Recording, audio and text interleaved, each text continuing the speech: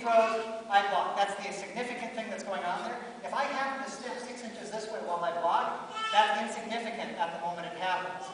It doesn't have anything to do with the block, and so it skips out of the mind. But if I make that block and step 6 inches while I make that block and set up my sword blow, I get one shot, one free shot in that new position before they adjust to it usually.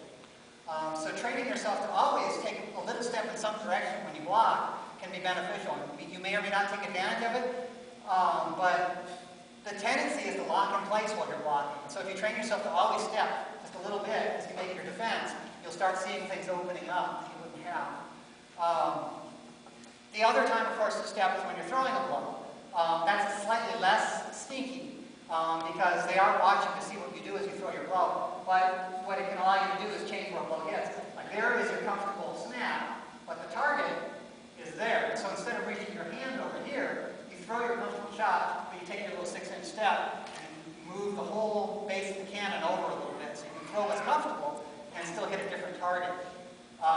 And that's something I want to talk about also with the circular style. One of the things that can happen is you get all this beautiful figure 8 stuff here, and you can throw this figure 8 down low, you can throw it up high, and that gives you some like reach over the shield stuff, a little bit of interest.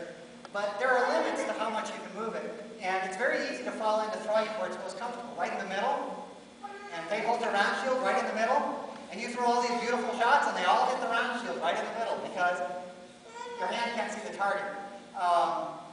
So the solution to that, there's two solutions. One is to reach way around things, and that has its moment, but it can be hard to do. The other is to use those compass steps and those little steps to change where you're launching this pattern from and give you access to targets.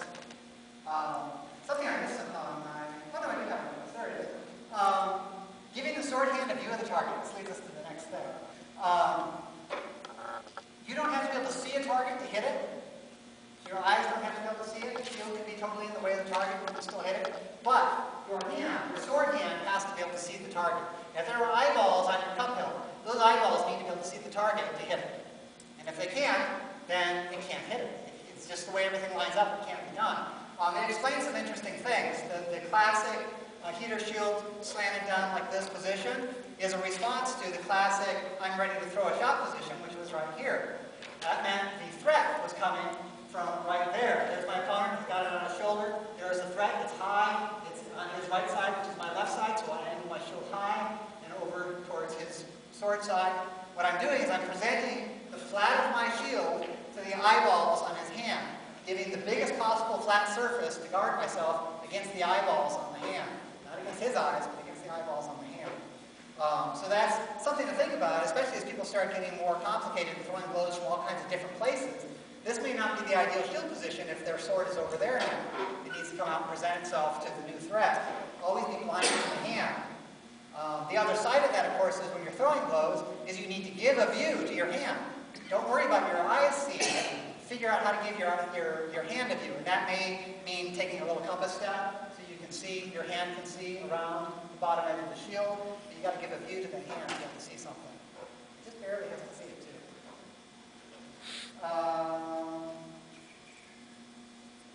Okay.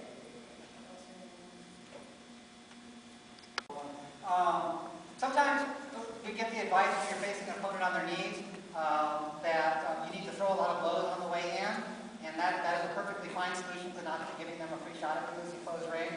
There are times though where you sense that I don't want to be throwing blows for some reason. I want to observe them as I step into range, but I still don't want to give them a free ride. And if you don't have a giant shield to cover yourself with, you may need some help. One of the things that you can do is think about crossing their weapon. And we talked about crossing the weapon to block. You can cross the weapon before they've thrown a blow too. They're in their ready position, and you see the angle of their weapon. You cross it so that visually you've got a cross against their weapon. They shift as you step in. You continue to shift your sword so it continues to cross however the weapon's aligned as you close the range. It can be a way of shutting it down as you close without actually throwing blows. If there's some reason you want to do that. All right, so I'll just read out the conclusion now for circle sword stuff. The idea here is that we can explore a complete system of sword work based on the principle of the circle. By understanding each movement as part of a circular pattern, we get several benefits. You get the ability to strike powerful shots from a great variety of starting positions and circumstances.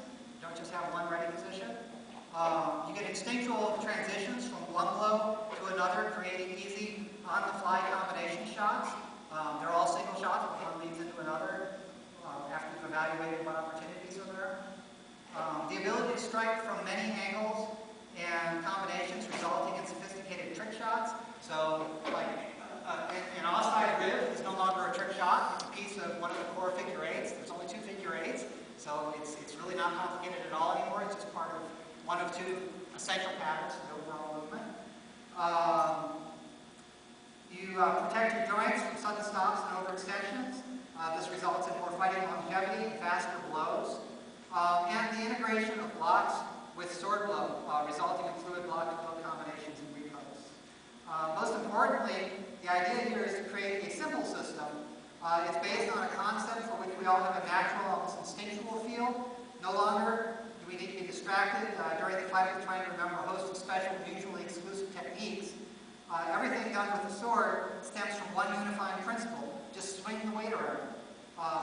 So have fun with this, explore, create, develop your own personal, unique understanding of its subtleties, build for yourself a perfect toolbox, drill it until it recedes from thought like the alphabet, then work on becoming a craftsman, an artist, a poet, free from mind-cluttering technique, explore the heart of combat,